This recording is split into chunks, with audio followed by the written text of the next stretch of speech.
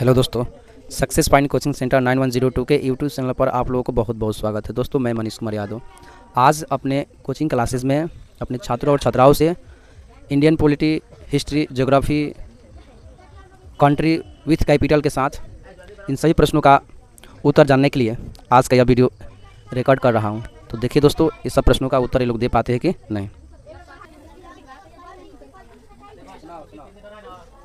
संविधान सरकार चलाने के लिए लिखित महत्वपूर्ण दस्तावेज होती है जिससे किसी भी देश पर शासन चलाया जा सकता है, अर्थात सभी के लिए बराबर कानून को संविधान कहता है। विश्व में संविधान का विचार देने वाले प्रथम व्यक्ति सर हेनरी मैन थे। सर हेनरी मैन की बातों से प्रभावित होकर अमेरिका दुनिया का प्रथम संविधान अपनाने वाला देश बना। अमेरिका का नाम USA, United state of America.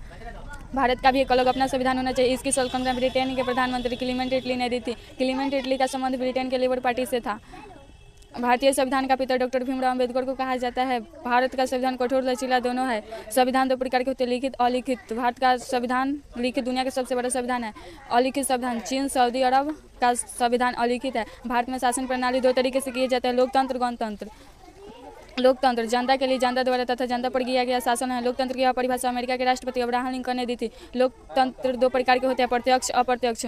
प्रत्यक्ष वैसा लोकतंत्र जिसमें जनता के प्रतिनिधि के द्वारा शासन चलाया जाता है उसे प्रत्यक्ष कहते हैं, जैसे लोकसभा का चुनाव, विधानसभा का चुनाव, ग्राम पंचायत का चुनाव। अप्रत्यक्ष वैसा लोकतंत्र जिसमें जनता के प्रतिनिधियों के द्वारा शासन चलाया जाता है उसे अप्रत्यक्ष कहते हैं, जैसे राष्ट्रपति का चुनाव, विधान परिषद का चुनाव, राज्यसभा का चुनाव। गणतंत्र जिस देश का एक अलग अपना प्रमुख और उस प्रमुख का पद वंशानुगत न होकर निर्वाचित होता है उसे गणतंत्र कहते हैं। जैसे भारत एक गणतांत्रिक देश है, इसका प्रमुख राष्ट्रपति है और राष्ट्रपति का पद वंशानुगत न होकर निर्वाचित है।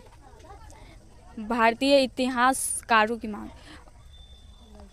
संविधान 1894 से 95 तक सर्वप्रथम बाल गंगाधर ने संविधान की मांग की। 1922 में महात्मा गांधी ने हरिजन नामक पत्रिका में संविधान की मांग की। 1924 में स्वराज पार्टी ने संविधान की मांग की। 1934 में एमएन राय ने औपचारिक तौर पर संविधान की मांग की। 1936 में कांग्रेस फैजलपुर सम्मेलन आयोजित में पंडित जवाहरलाल नेहरू ने संविधान की मांग की।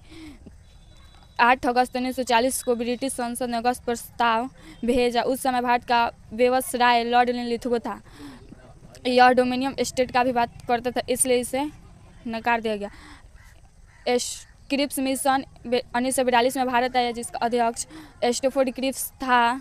इसमें यह कहा गया था कि विश्व युद्ध के बाद संविधान का गठन किया जाएगा, बट इसको भी कांग्रेस प्लस मुस्लिम लीग पार्टी दोनों मिलकर नकार देती है। लास्टली 1 जुलाई 1946 को कैबिनेट मिशन भारत आया। अध्यक्ष पैथिंग लॉरेंस, अन्य सदस्य एबी अलेक्जेंडर, स्टैफोर्ड क्रिप्स।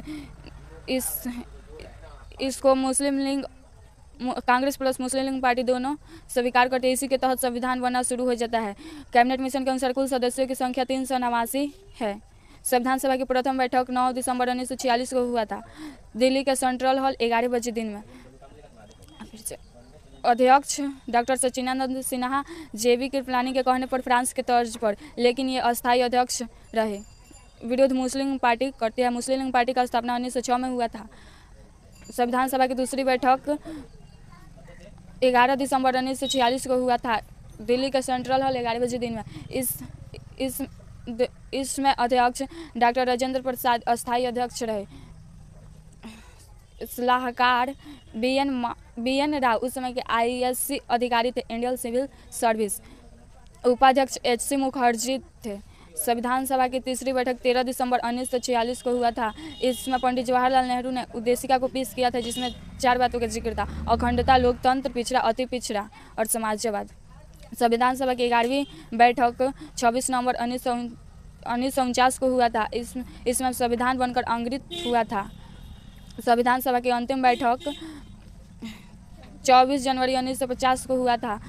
इस संविधान पर कुल हस्ताक्षर 284 लोगों ने किया था, जिसमें से 12 महिला और पहला हस्ताक्षर पंडित जवाहरलाल नेहरू और अंतिम हस्ताक्षर डॉक्टर राजेंद्र प्रसाद किए थे।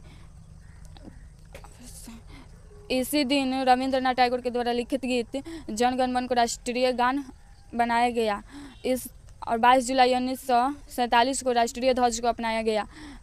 बंकिम चंद्र चटर्जी के द्वारा लिखित गीत वंदे मातरम को राष्ट्रगीत बनाया गया।